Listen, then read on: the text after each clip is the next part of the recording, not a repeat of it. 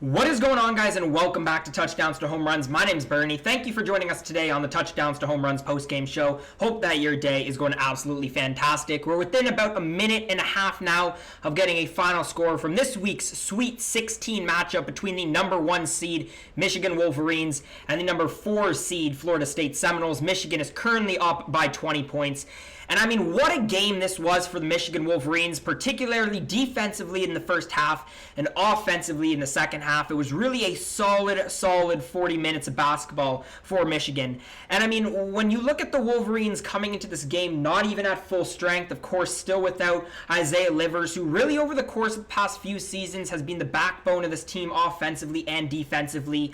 I think a game like this and a performance like this shows just how well, first of all, that the Wolverines are coached with Juwan Howard, and just overall how much depth and talent the Wolverines really have on this roster. A great win today. They had a great win earlier in the week against a very talented LSU team. They're showing you that they can be good offensively and defensively. That's definitely what we saw today, and it's going to be really important going into now the Elite Eight against the winner of tonight's game between Alabama and UCLA. We'll talk about that one a bit at the end. But again, Florida State was coming off a big win against a Colorado team where they held them to like 53 points. And Florida State not only is a great defensive team, but was the best three-point shooting team in all of the SEC this season. And I know that they've been one of the worst three-point shooting teams historically for a Sweet 16 team in the March Madness in the past little while.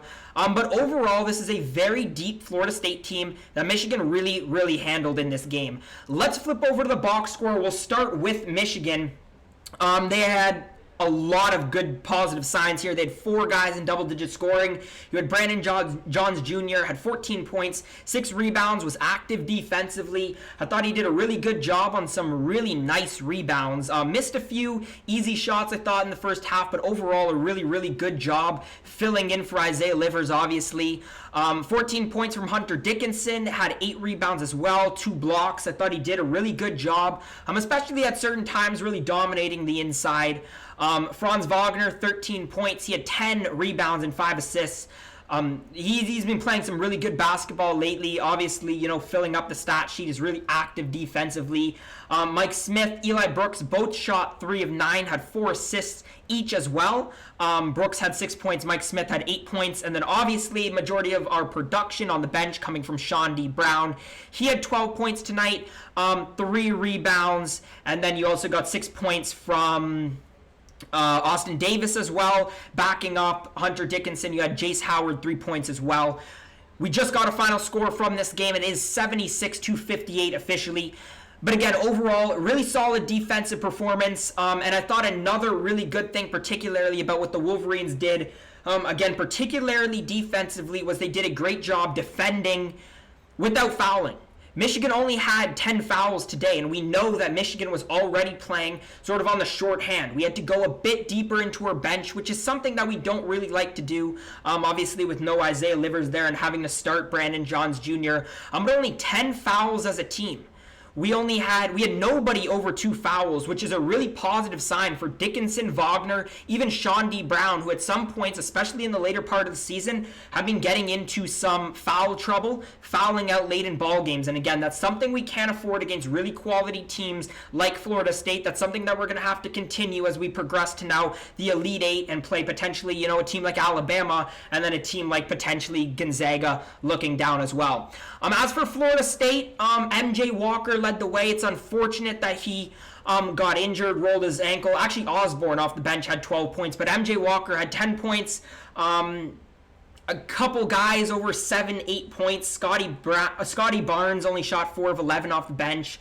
But a lot of what Florida State has done all season, like I was sort of mentioning before, that really makes this Florida State team a really solid team. They didn't do today. They didn't shoot the basketball well from 2 or 3 range. Only shot 26.3% from 3. I think they're like a 38% three-point shooting team in the regular season. And only got to the line 3 different times today. They shot 5 of 6 from the line. All things that they really do. Also turned the ball over 14 times. Let's flip over to the team stats. I mean, we're pretty much going to see all the same things. You're looking at just under 50% for Michigan, 40% for Florida State. 5 of 20 Florida State from 3 of 11 for Michigan, but they were really, really good inside. Michigan got to the free throw line 23 times, didn't shoot tremendously, but they did make 15 of them, only 65%. Michigan out-rebounded on the offensive and defensive glass, was a big difference maker today. Michigan, a lot better ball movement, took assist category 19 of 10. And that's really what we've seen from Michigan all really year long in their ability to get all of their talent involved by getting everybody touches on the offensive side of the ball. Michigan did... Florida State did have more steals and more blocks, but Florida State did have 5 more turnovers, a lot of them coming in the first half. They were really, really careless with the basketball in the first half, allowed Michigan to get out to that 11-point lead that we saw at the end of the first half. And then obviously, again, the fouls that Michigan did not give, more so than the fouls that Florida State did give. But I thought Michigan also did a good job of drawing some fouls. But the big thing here is that Michigan could keep all their guys on the court, never had to take anybody out really with any foul trouble concerns, got to play their guys, got to play within the rotation that they really wanted to, didn't have to reach too much. And I think that's why it was a really quality game for the Wolverines. So looking ahead now, obviously Michigan is going to be playing in the Elite Eight, obviously trying to win this East region, and it's going to be against the winner of tonight's game against the Alabama Crimson Tide and the UCLA Bruins. In terms of Alabama, the team that I think is probably going to win this game, you're looking at a team who's really good on both sides of the ball and played really, really good basketball this entire season in the SEC. You've talking about Shackelford, Herbert Jones over there, some really, really talented players.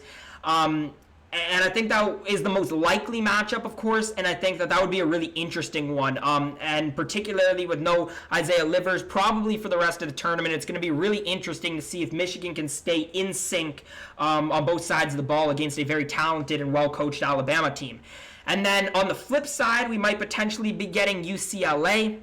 Now, UCLA had to play in the play-in game against Michigan State, but they've had some really good defensive performances so far, and it's UCLA's really defense again that's really surprised me so far. I'm really curious to see what it does in action tonight against the most talented team that they played so far in Alabama. They've got some talented guards as well there. They're talented guards and forwards, really, and had some quality wins. They're playing really good basketball, and they're a very well-coached team. So regardless of who Michigan plays, it's going to be a very good game, a very interesting game.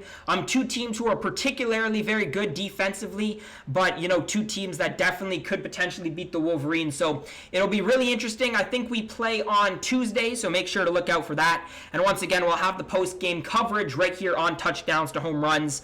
But in terms of this Michigan-Florida State game, let me know your thoughts down in the comment section below. It's a pretty good game for the Wolverines. Let me know what you guys thought, though, what you guys saw offensively and defensively and from particular players. But if you guys did enjoy today's video, make sure to leave a thumbs up, subscribe to Touchdowns to Home Runs. Again, we've had coverage throughout this entire March Madness tournament. If you want to see picks for the Elite Eight, Final Four, and National Championship, make sure to stick around because those are going to be coming up very soon. Also, I'll have all the Michigan Wolverines coverage right here, so make sure to hit that subscribe button and never miss another video for the rest of March Madness. But anyways, guys, again, if you did make it to this point in the video, thank you so much for watching, and I hope to see you again next time.